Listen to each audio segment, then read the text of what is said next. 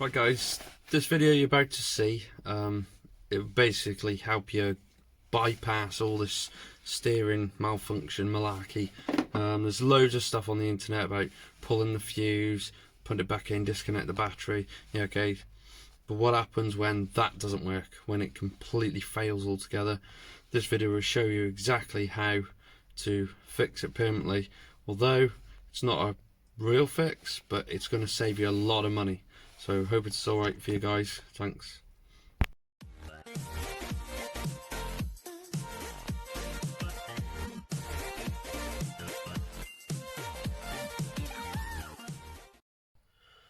Hey guys, quick video now. Saab 93, typical steering malfunction, blah blah blah. So this Saab 93 come in. I've tried doing the trick with pulling the fuse out, resetting it, but it doesn't want to have that. So obviously the car's not really worth a massive amount of money, and the customer just needs it back on the road ASAP. So I've worked around all of that, and I'll show you briefly how you can do it yourself. It's quite cost effective. The car still can't be stolen, and it can be put back normal if you want to. So here's some steps to follow to getting your car unlocked so you can use it again.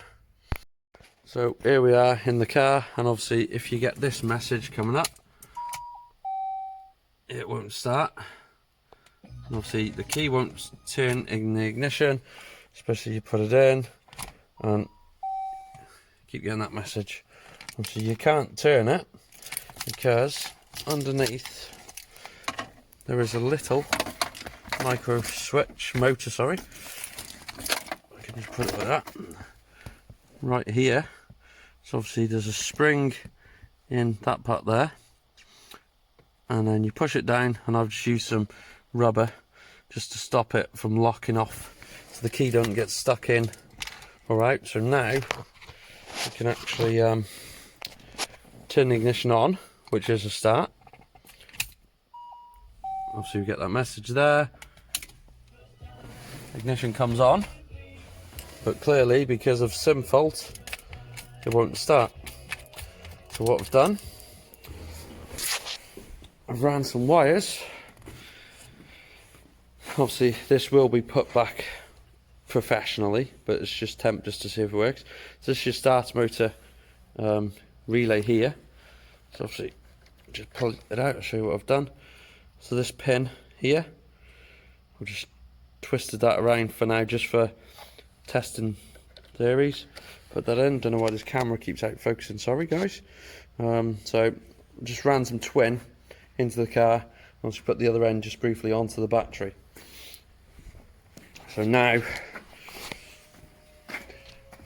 hiding the switch, tell the nation why don't I, in here.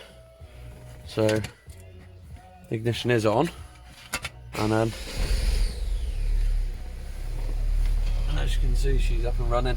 So then the next step is, hang on, steering lock's still on. So what we're going to do, I'll show you. So obviously on the driver's side, underneath the bottom of the dash, you will see this block here is the steering lock, and that is bolted up there, which it's a learning curve because I didn't realise that to undo it you just undo that Allen key bolt there, which goes through the bottom here, and then obviously it slides out and then out. I didn't know that, but I'm pretty sure it probably wouldn't have, yeah, it would have slid out, yeah. So you want to disconnect that, but I just leave it connected. I'll just mount it up there somewhere. So basically that is how you steal your own Saab. So as you can see, she's all lit up there now like Christmas. So again, we can turn her off as normal,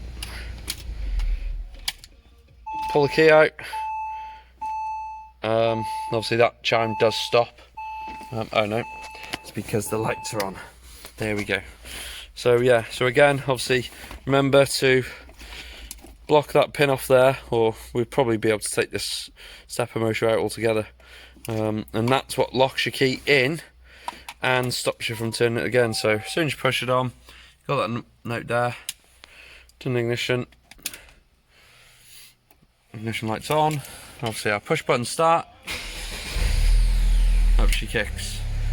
Sorry about the focus on this, guys. I don't know why this camera's having an issue fit, but it is.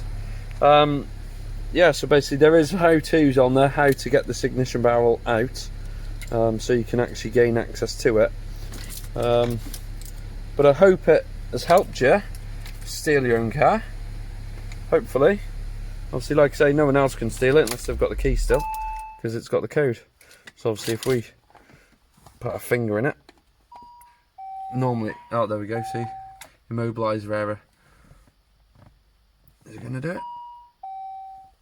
Steering lock, yeah. But you get the gist of it, guys. So sorry if it's bored you, but that's basically how to get round these Saab 9.3 steering malfunctions.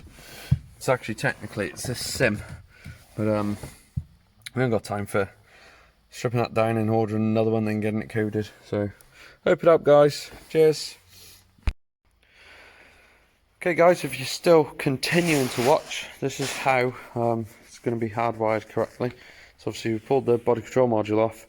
We've did a continuity test between this trigger wire we want, which relates to that pin there.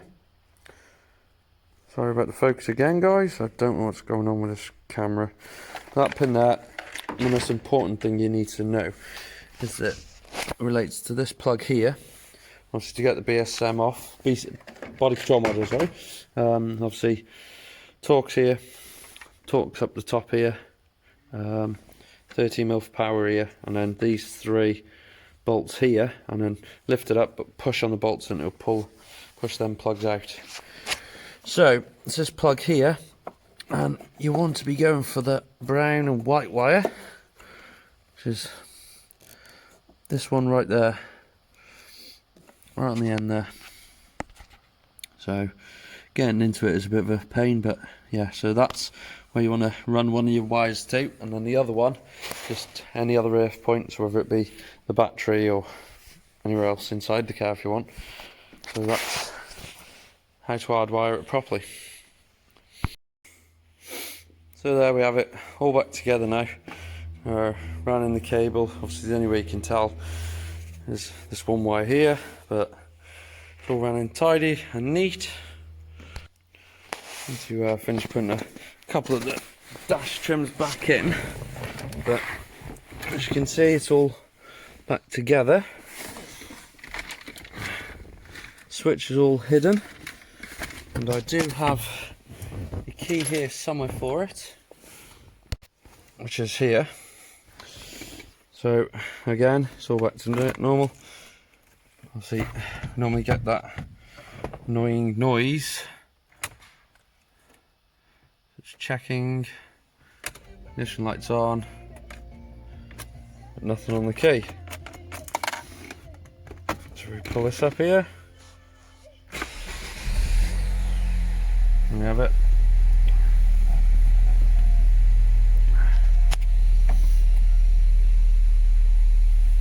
There we go. Again, dreaded noise. Ignition on. Button.